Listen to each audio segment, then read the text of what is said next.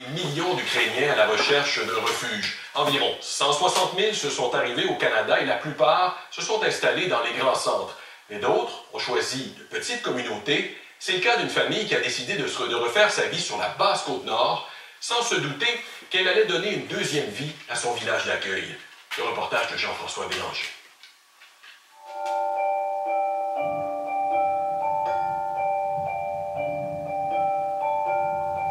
C'est un petit village isolé de la Basse-Côte-Nord, coupé du monde. Un village accessible uniquement par bateau et par hélicoptère. Et comme toutes les communautés de la région, Tête à la Baleine se vide peu à peu de ses habitants. Il n'en reste aujourd'hui plus qu'une centaine, tous inquiets pour l'avenir.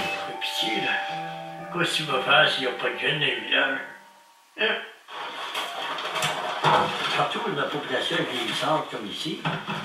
Un village qui n'a pas de jeunes, c'est quoi? C'est un village qui s'éteint tranquillement.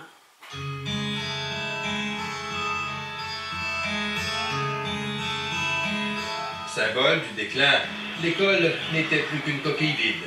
Conçue pour une centaine d'élèves, elle n'en accueillait plus que 3. Un triste tableau auquel Yvonne Fuentes et Michael Lambert ne pouvaient se résigner. C'est très important que la place continue. C'est triste si l'école ferme, le village ferme. Il y avait des discussions il y a peut-être 2 ans sur l'avenir de l'école. Il n'y avait pas vraiment de perspective réelle d'augmenter le nombre d'élèves à court terme. Arrivés ici il y a 3 ans, Yvonne et Michael sont tombés amoureux du village et ont entrepris de tout faire pour le sauver. Quand la guerre ukrainienne a commencé là, au printemps dernier, ma conjointe a eu l'idée, Yvonne, de dire mais pourquoi on ne pourrait pas avoir certaines de ces familles-là à Tête à la Baleine. J'ai pensé que c'est bien pour des immigrants qui viennent à une place sécuritaire, tranquille, petite, que c'est plus facile pour l'intégration et l'adaptation. Bon matin, bonjour. Après des mois de démarches, Antonina Litsunova, ses 3 enfants et sa cousine Olia Kulik sont finalement arrivés à l'automne, venus trouver réconfort et sécurité dans ce village du bout du monde. Очень хорошо, спокойно. Спокойно в душе. Люди очень добродушные, отзывчивые, приятные, такие. И себе. Мне здесь нравится. Здесь тихо, спокойно. Очень хорошие люди, очень хорошие. Les 3 nouveaux élèves sont arrivés juste à temps pour la rentrée scolaire. Soulevant du même coup l'espoir de toute la communauté. Ben, ça change la dynamique. Ça fait déjà plus d'élèves dans l'école. Donc, pour nous, c'est gros parce que ça assure, dans le fond, la continuité de l'école. On nous prenait minimum 5 élèves dans l'école. C'est important pour la survie, je dirais, du village parce que la survie de l'école était en jeu. On s'inquiète certain. Parce que ça n'a pas été des autres. Elle serait déjà formée pour moi l'école cette année. Puis ça, quand ça ferme dans le village, c'est dur de repartir ça. Après m'enregistrer toujours. Le nombre d'élèves à l'école Gabriel Dionne a donc doublé du jour au lendemain.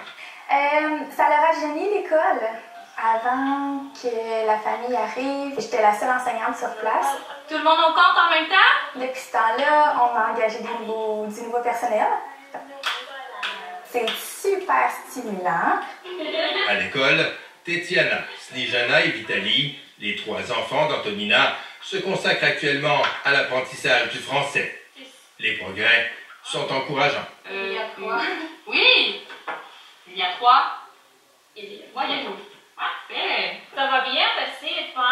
Les cours de français occupent aussi beaucoup Olia et Antonina, impatientes de pouvoir plus facilement échanger avec leurs nouveaux voisins, si accueillants, si généreux. Когда мы приехали, двери не закрывались. Люди все время приходили, приносили еду, приносили одежду, приносили все, что можно принести, все приносили. En quelques semaines, une campagne de financement a permis d'amasser près de 20 000 $. Et des mois plus tard, les dons en vivres et en vêtements continuent d'affluer de toute la région. Il y a juste plein de boîtes de vêtements qui sont rentrées. Tout le monde a levé la main en disant « moi, je peux aider ». Motoneige. J'ai reçu 3 motoneiges en don. Ça, c'était absolument surprenant. Les enfants ont rapidement pris goût à la liberté, aux grands espaces et au plaisir de les explorer. Машины нет, есть мотонеж. Очень нравится детям мотонеж, очень. В школу, когда снег, мотонеж. C'est aussi en motoneige que les villageois convergent vers le centre communautaire pour honorer une invitation à dîner. Bon appétit! Au menu, des plats mexicains et ukrainiens. Une façon pour Yvonne et Antonina de dire merci, l'occasion aussi de tisser des liens. On ressent que tout le monde a envie de se connaître plus, d'apprendre à se connaître puis de se côtoyer plus. Les habitants de Tête-à-la-Baleine attendent maintenant avec impatience l'arrivée d'une deuxième famille ukrainienne. La grande séduction en cours ici est donc loin d'être terminée. En fait, elle ne fait que commencer. Pour nous, le projet, c'était pas d'emmener des Ukrainiens à Tête-à-la-Baleine, c'est ou des emmener, mais qui s'intègrent, qui a le goût de rester ici. C'est 50% qui est accompli, mais après, c'est sur des années que ça va se continuer. Un projet à long terme, à l'avenir incertain. Les obstacles sont nombreux, le mal du pays en fait partie. Olia, par exemple, vit très mal la distance qui la sépare de son fils, resté derrière, Vladimir, 18 ans, jeune recrue à l'académie militaire. Не знаю, тяжело.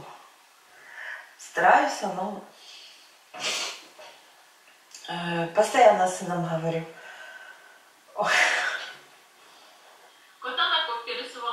Antonina, elle, contemple sérieusement la possibilité de s'installer ici, d'y prendre racine. На данный момент я могу сказать, что моим детям здесь очень нравится. И они мне сказали, что они хотят здесь жить. Поэтому я буду делать все возможное, чтобы остаться. Le calme, la nature, peu havre de paix, où se sont rencontrés deux destins. Une famille en exil, fuyant la guerre, et une population engagée dans un combat contre l'exode.